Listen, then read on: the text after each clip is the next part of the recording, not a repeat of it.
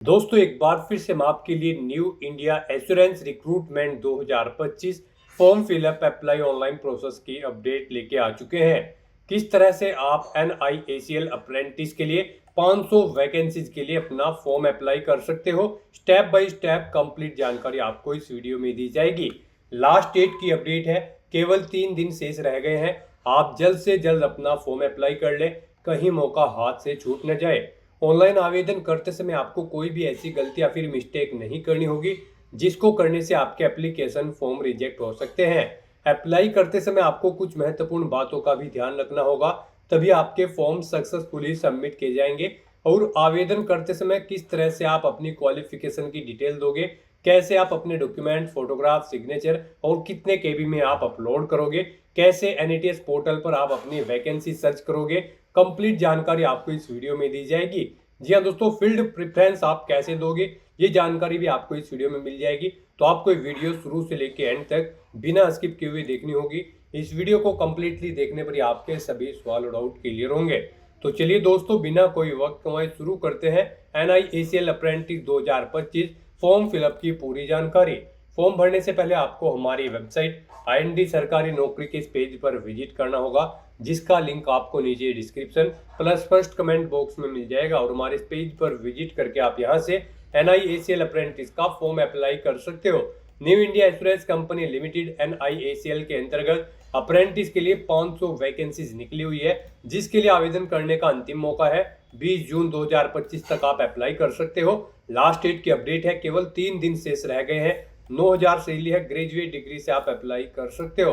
Age limit 21 से 30 वर्ष है। फी जनरल OBC WS के लिए 944 है, SC/ST फीमेल के लिए 708 है, PH के लिए 472 है। ऑनलाइन रिटर्न एग्जाम और रीजनल लैंग्वेज टेस्ट के आधार पर सिलेक्शन किया जाएगा। ऑनलाइन आप ऑल इंडिया से अप्लाई कर सकते हो newindia.co.in पोर्टल से। इंपोर्टेंट लिंक सेक्शन में ऑफिशियल नोटिफिकेशन PDF लिंक पर क्लिक करके आप इसकी PDF डाउनलोड कर सकते हो। यहाँ से आपको इंपोर्टेंट डेट चेक कर लेनी होगी। यहाँ पर आपको स्टेट वाइज वैकेंसीज की जानकारी दे दी गई है। स्क्रॉल डाउन करते हुए state wise complete vacancy check out कर सकते हो। एग्जामिनेशन सेंटर की आपको लिस्ट दी गई है। Eligibility criteria, age limit, age relaxation आप कैटेगरी वाइज चेकआउट कर सकते हो। कुछ जनरल गाइडलाइंस आपको दी गई हैं जिनको आप रीड कर सकते हो। क्वालिफिकेशन की डिटेल आपको दी गई है। रजिस्ट्रेशन प्रोसेस आपको यहाँ पर दिया गया है कि किस तरह से आपको रजिस्ट्रेशन करते हुए अपना फॉर्म अप्लाई कर लेना होगा। अप्लाई करने का कंप्लीट प्रोसीजर आपको इस PDF में ही दे दिया गया है। तो ऑनलाइन आवेदन करने से पहले आपके नोटिफिकेशन की PDF पूरा पढ़ना अनिवार्य है। इसको पूरा पढ़ने से आपके सभी सवाल और डाउट क्लियर होंगे। PDF रीड आउट करने के बाद में आपको अप्लाई ऑनलाइन लिंक पर क्लिक करना होगा, तो आपके सामने ऑनलाइन आवेदन करने का ये ऑफिशियल पोर्टल ओपन हो जाएगा। गाइस, यहाँ पर आने के बाद अगर आपने पहले से रजिस्ट्रेशन कर रखा है तो आपको स्टूडेंट लॉगिन के ऑप्शन पर क्लिक करना है और अपनी बेसिक डिटेल्स प्रोवाइड करते हुए अपने डैशबोर्ड में लॉगिन कर लेना है और फिर वहां से आपको अपना फॉर्म अप्लाई करना है। और अगर आप NATS के पोर्टल के थ्रू किसी भी भर्ती के लिए फर्स्ट टाइम अप्लाई करने जा रहे हो तो सबसे पहले यहाँ पर आपको अपना रजिस्ट्रेशन करना होगा। उसके बाद आपको अपने फॉर्म अप्लाई करने हैं। रजिस्ट्रेशन करने के लिए आपको यहाँ पर स्टूडेंट रजिस्ट्रेशन के ऑप्शन पर क्लिक करना है। नेक्स्ट यहाँ पर आपके सामने कुछ इस तरह से इंटरफेस ओपन होगा। गाइस, यहाँ पर रजिस्ट्रेशन करने से पहले यानी कि अपना इनरोलमेंट करने से पहले आपके पास यहाँ पर ये डॉक्यूमेंट्स होने चाहिए, जैसे कि आपका आधार कार्ड, एक वैलिड पर्सनल ईमेल ID, आपके पास एक मोबाइल नंबर होना चाहिए, पासपोर्ट साइज फोटोग्राफ होना चाहिए और वो JPEG फॉर्मेट में होना चाहिए, 1 MB से कम उसका साइज होना चाहिए। आधार सीडी मैपिड बैंक अकाउंट की डिटेल आपके पास होनी चाहिए। आपकी क्वालिफाइंग डिग्री या फिर प्रोविजनल सर्टिफिकेट जिसका फॉर्मेट PDF फॉर्मेट में होना चाहिए और 1 MB से कम उसका साइज होना चाहिए। फर्स्ट पेज की आपकी बैंक की पासबुक और बैंक अकाउंट या फिर बैंक अकाउंट स्टेटमेंट यहाँ पर आपकी होनी चाहिए PDF फॉर्मेट में और उसका साइज भी 1 MB से कम होना चाहिए। तो यहाँ पर अब आपसे पूछा गया है कि क्या आपके पास ये सभी डॉक्यूमेंट्स हैं, तो यहाँ पर अगर हैं तो आप यस के इस ऑप्शन पर क्लिक करें। उसके बाद आपके सामने यहाँ पर कुछ इस तरह से इंटरफेस ओपन होगा। अब यहाँ पर आने के बाद आपको सबसे पहले अपना मोबाइल नंबर एंटर करना है, फिर आपको अपनी ईमेल आईडी एंटर करनी है। ये कैप्चा कोड का आंसर आपको यहाँ पर एंटर करना है और उसके बाद गाइस यहाँ पर आपको सेंड ओटीपी के इस ऑप्शन पर क्लिक कर देना है। उसके बाद आपके रजिस्टर्ड मोबाइल नंबर और ईमेल आईडी पर ओटीपी गए हैं, वो ओटीपी आपको यहाँ पर एंटर करने हैं और उसके बाद गाइस यहाँ पर आपको वेरीफाई ओटीपी के इस ऑप्शन पर क्लिक करके अपना मोबाइल नंबर और ईमेल आईडी को वेरीफाई कर लेना है। नेक्स्ट आपके सामने कुछ इस तरह से इंटरफेस ओपन होगा। अब यहाँ पर आपको अपना रजिस्ट्रेशन कंप्लीट कर लेना है। सबसे पहले यहाँ पर आपसे पूछा गया है कि क्या आपने यहाँ पर अप्रेंटिसशिप प्रोग्राम की पहले से ट्रेनिंग ले रखी है, तो यहाँ पर आपको नो ऑप्शन सेलेक्ट करना है। उसके बाद यहाँ पर आपसे पूछा गया है कि क्या आपको वर्क एक्सपीरियंस है 1 साल का या फिर इससे ज़्यादा, तो यहाँ पर भी आपको नो ऑप्शन सेलेक्ट करना है। उसके बाद यहाँ पर आपसे पूछा गया है कि आपने यहाँ पर अपनी एजुकेशन कैसे पास आउट की है, डिस्टेंट, पार्ट टाइम या फिर रेगुलर, आप अपने कोडिंग ऑप्शन सेलेक्ट करें। फिर यहाँ पर आपको अपना नाम एंटर करना है अपने आधार के अकॉर्डिंग। उसके बाद यहाँ पर आपको अपनी डेट ऑफ बर्थ इस कैलेंडर में से सिलेक्ट कर लेनी है। फिर गाइस यहाँ पर आपको अपना जेंडर सेलेक्ट करना है। उसके बाद यहाँ पर आपको अपनी कैटेगरी सिलेक्ट करनी है।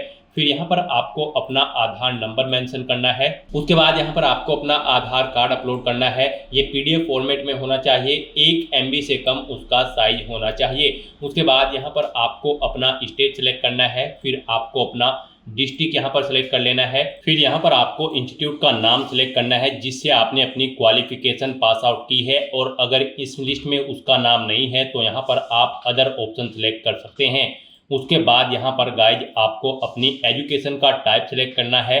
आपके पास डिप्लोमा इन इंजीनियरिंग या फिर टेक्नोलॉजी है, डिप्लोमा इन जनरल स्ट्रीम है, ग्रेजुएट इन इंजीनियरिंग या फिर टेक्नोलॉजी है, या फिर ग्रेजुएट इन जनरल स्ट्रीम है। आप अपने अकॉर्डिंग यहाँ पर अपनी एजुकेशन का टाइप सेलेक्ट करें। उसके बाद यहाँ पर आपको अपने कोर्स का नाम सेलेक्ट कर लेना है अपनी एजुकेशन टाइप के अकॉर्डिंग। उसके बाद यहाँ पर आपको अपना स्पेशलाइजेशन सेलेक्ट करना है। फिर यहाँ पर आपको स्टूडेंट आईडी यानी कि अपनी आईडी यूनिक रजिस्ट्रेशन या फिर रोल नंबर एंटर करना है। पासिंग ईयर आपको यहाँ पर सेलेक्ट करना है। पासिंग मंथ यहाँ पर आपको सिलेक्ट कर लेना है। फिर यहाँ पर आपको अपनी परसेंटेज एंटर करनी है, कितने % मार्क्स आपने यहाँ पर अपनी इस डिप्लोमा या फिर डिग्री में ऑब्टेन किए हैं, और अगर CGPA में है तो उसे कन्वर्ट करके यहाँ पर आप परसेंटेज में ही अपने मार्क्स की डिटेल प्रोवाइड कराएंगे। उसके बाद आपको इस पेज को नीचे स्क्रॉल डाउन करना है। फिर यहाँ पर आपको अपना पासवर्ड क्रिएट करना है। यहाँ पर आपका पासवर्ड अल्फा न्यूमेरिक फॉर्मेट में होना चाहिए। मीन्स आपके पासवर्ड में कम से कम एक अपर केस कैरेक्टर, एक लोअर केस कैरेक्टर, एक इंटीजर नंबर, एक स्पेशल कैरेक्टर जैसे कि @ या फिर $, होना चाहिए। तो इस फॉर्मेट में यहाँ पर आपको अपना पासवर्ड रेडी करना है। वही पासवर्ड आपको कंफर्म पासवर्ड फील्ड में एंटर करना है। फिर यहाँ पर आपको इस कैप्चा कोड का आंसर यहाँ पर एंटर करना है, और उसके बाद गाइज यहाँ पर आपको सबमिट के इस ऑप्शन पर क्लिक कर देना है। इस तरह से यहाँ पर आपका रजिस्ट्रेशन सक्सेसफुली कंप्लीट हो जाएगा। आपकी ईमेल आईडी पर एक कंफर्मेशन लिंक सबमिट किया गया है।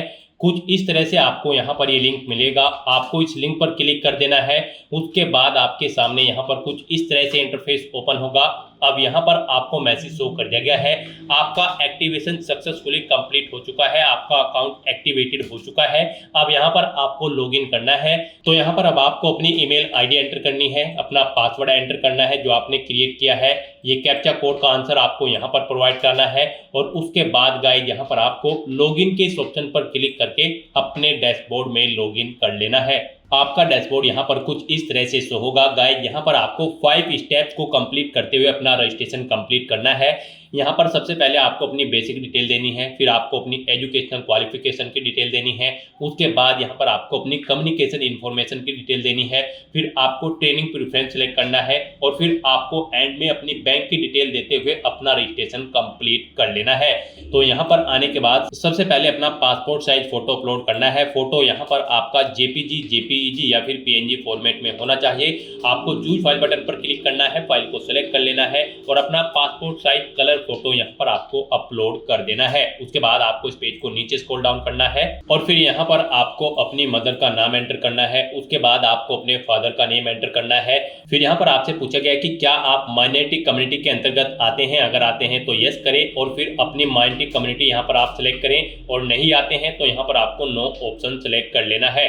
उसके बाद आपसे पूछा गया है कि क्या आप पर्सन विद डिसेबिलिटी कैंडिडेट हैं, अगर हैं तो आप यस करेंगे, नहीं तो नो ऑप्शन सेलेक्ट करेंगे। उसके बाद यहाँ पर आपको आपकी ईमेल आईडी और मोबाइल नंबर ऑटोमेटिकली फिल मिल जाएगा जो आपने रजिस्ट्रेशन टाइम पे प्रोवाइड कराया था। और बस यहाँ पर अब आपको सेव एंड कंटिन्यू के इस ऑप्शन पर क्लिक करना है।